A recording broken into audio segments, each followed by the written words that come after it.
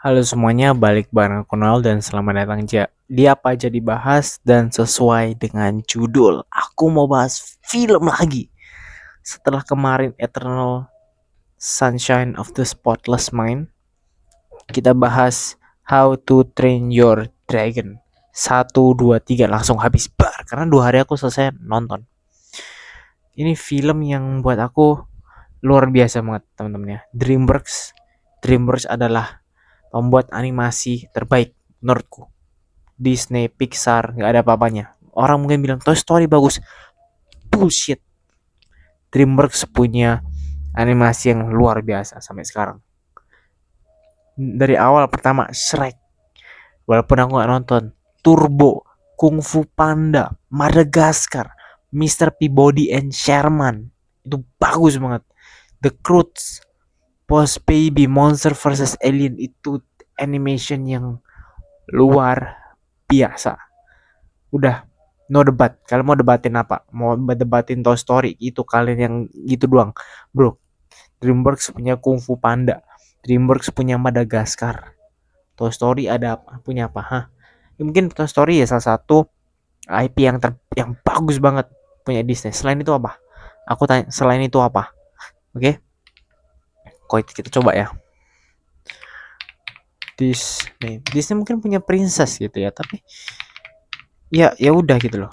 Ya udah gitu loh. Terus apa?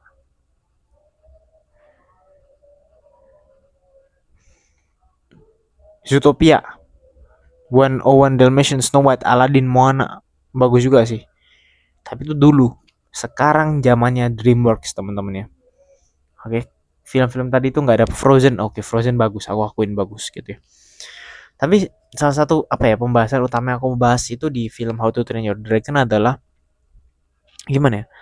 Pesan di dalam sebuah film animasi anak-anak yang luar biasa gitu loh di tiga yang kedua aku kurang paham ya, aku belum terlalu dapat gitu yang kedua, tapi di film pertama menunjukkan bagaimana relasi orang tua dengan anak tuh seringkali tuh nggak baik.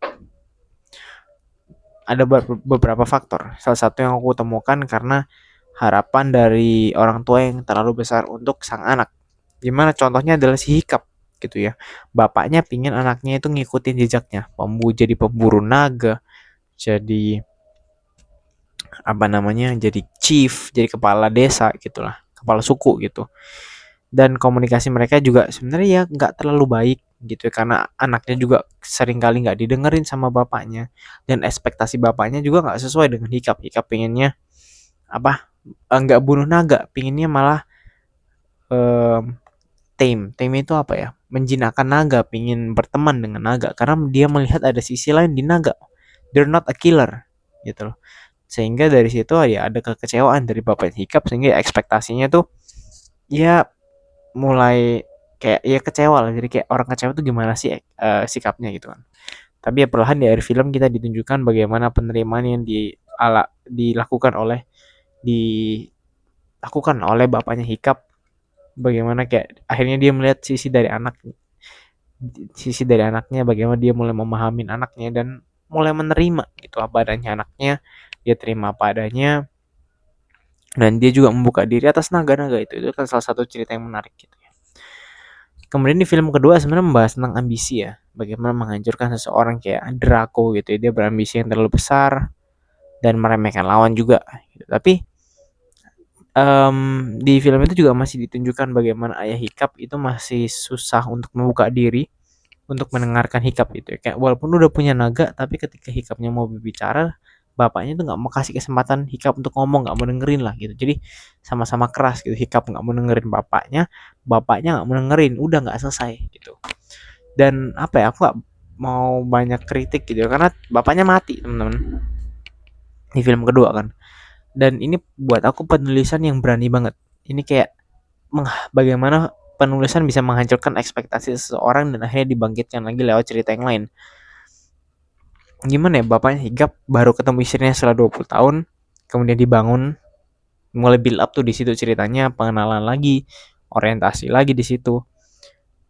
Dan ada harapan juga untuk membangun ulang keluarga mereka, si istrinya udah mulai menerima, bapaknya mati, berkorban untuk anaknya. Anjing. Tapi ya build upnya gimana bapaknya mati tuh nggak sembarangan kayak dimatiin ya. Tapi ada cerita bagaimana bapaknya mau berkorban untuk anaknya. Ada kemarahan juga dalam anaknya dan apa ya? Oh ya, gimana ya? Jadi kayak hikapnya kehilangan bapaknya, sempat marah juga dengan naganya, tapi sempat kayak mikir, ya itu salah satu temanku, satu-satu temanku dulu gitu. Jadi kayak wah build upnya bagus banget dan aku bingung sih pesan apa yang aku dapetin dari film ini. Karena juga perasaan yang bercampur aduk ketika bapaknya mati padahal baru ketemu istrinya. Ini kan sebagai anak dulu nonton di bioskop kayak loh, kan kayak gitu kayak plong-plong gitu. Jadi kayak apa ya ceritanya build upnya fokusnya juga ke naganya gitu. Setelah bangun dari keluarga bahasnya ke naga dan akhirnya jadi Alpha Dragon gitu sih tutulasnya. Dan yang ketiga ini membahas yang lumayan em, umum umum dalam arti bisa mencakup banyak sekali orang dan bisa diinterpretasikan dalam berbagai aspek. Membahas tentang kerelaan, melepaskan, moved on. Di mana ada perpisahan, di situ ada pertemuan. Kebalik, di mana ada pertemuan, di situ ada perpisahan. Ini luar biasa banget menurutku. Apa ya, trilogi kartun salah satu yang terbaik gitu ya. Kung Fu Panda setelah keluar Kung Fu Panda 4 tuh rada-rada apa ya, rada sampah sih gitu. Jadi kayak Toy Story juga apa ya, ngejar duit gitu kan. Jadi kayak film ini menurutku udah penutup dan jangan ada How to Train Your Dragon 4.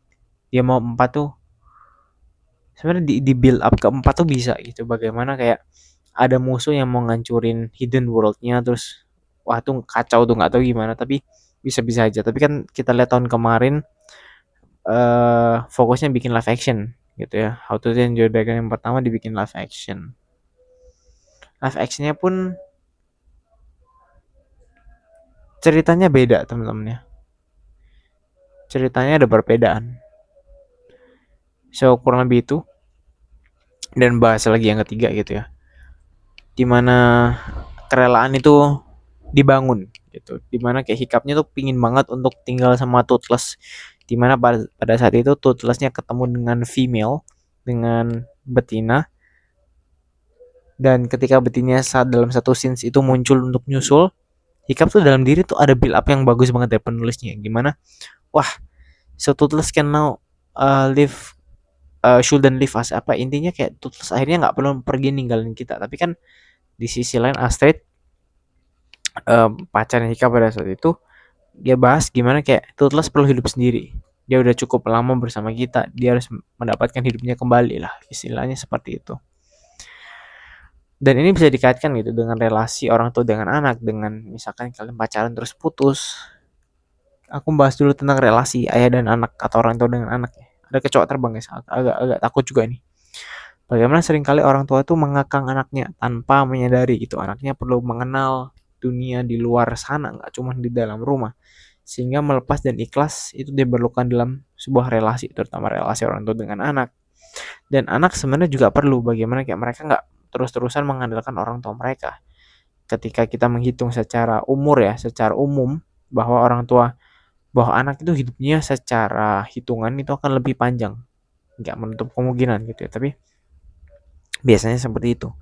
Jadi anak juga harus bisa belajar untuk hidup sendiri, melepaskan orang tua mereka suatu saat nanti ketika sudah Tuhan panggil.